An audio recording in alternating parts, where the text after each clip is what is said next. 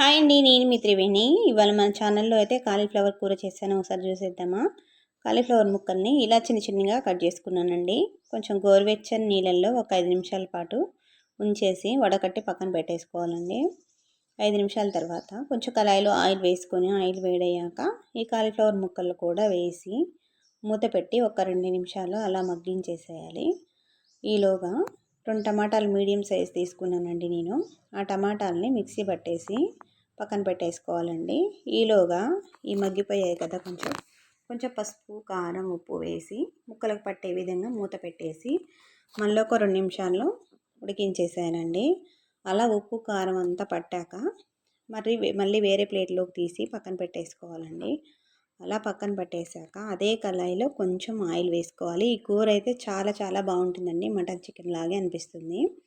అదే కళాయిలో కొంచెం ఆయిల్ వేసుకొని సన్నగా తరిగిన ఉల్లిపాయలు కూడా వేసుకొని సన్నగా తరిగిన పచ్చిమిర్చి, కొంచెం అల్లం వెల్లుల్లి పేస్టు పచ్చివాసన పోయేంత వరకు వేయించేసుకోవాలి. అలా మొత్తం వేగిపోయాక మనం ముందుగా మిక్సీ పెట్టుకున్న టమాటా ప్యూరీ కూడా వేసుకోవాలండి. ఆయిల్ సపరేట్ అయ్యాక కొంచెం గరం మసాలా, ధనియాల పొడి, పసుపు, కారం, ఉప్పు వేసేసుకొని ఆయిల్ సపరేట్ అవ్వాలండి. పచ్చివాసన అంతా పోయి ఆయిల్ సపరేట్ అయ్యేంత వరకు ఉడికించేసేయాలి.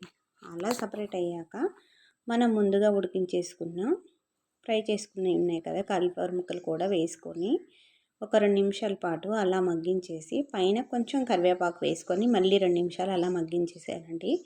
ఫైనల్గా మనకి జీడిపప్పు నేనైతే వేసానండి. నచ్చితే వేసుకోండి, లేదంటే స్కిప్ చేయొచ్చు. ఇది పూర్తిగా ఆప్షనల్.